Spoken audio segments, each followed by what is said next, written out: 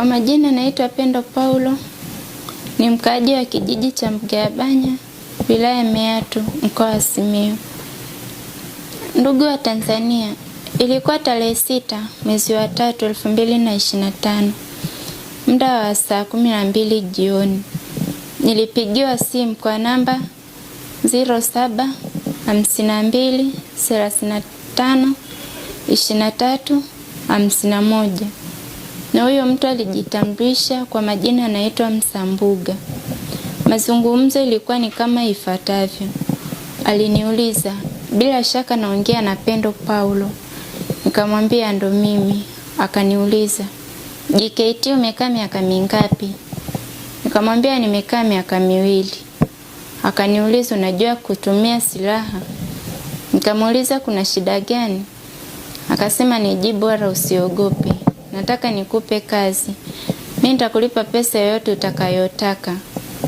Ila nikukabidhi silaha. Ukafanya mashambulizi kwa Luhaga Mpina, mbunge wa jimbo la Kisesa. Nikamwambia siwezi nikafanya kazi haramu kama ile. Kama una pesa, kawagawie maskini wasiojiweza. Akakata simu. Alipokata simu mimi nikampigia, hakupokea.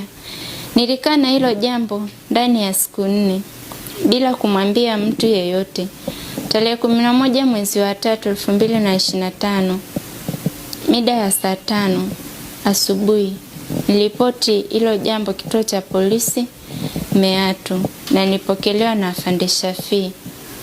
Nikamweleza shida yangu.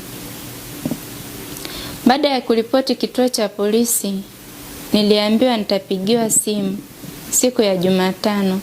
Siku ya Jumatano ilipita, sikupigiwa simu wala sikupewa taarifa yoyote.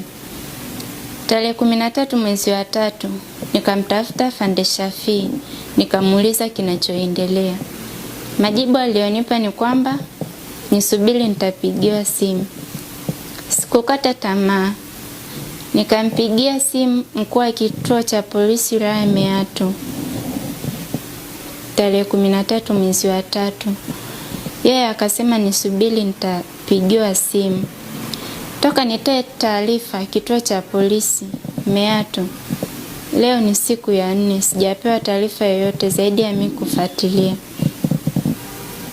Najiona nipo kwenye hatari kubwa zaidi, kukataa mipango ya uhalifu kwa mtu mwenye uwezo mkubwa wa fedha, na mimi nikiwa mtoto kutoka familia maskini. Na hivyo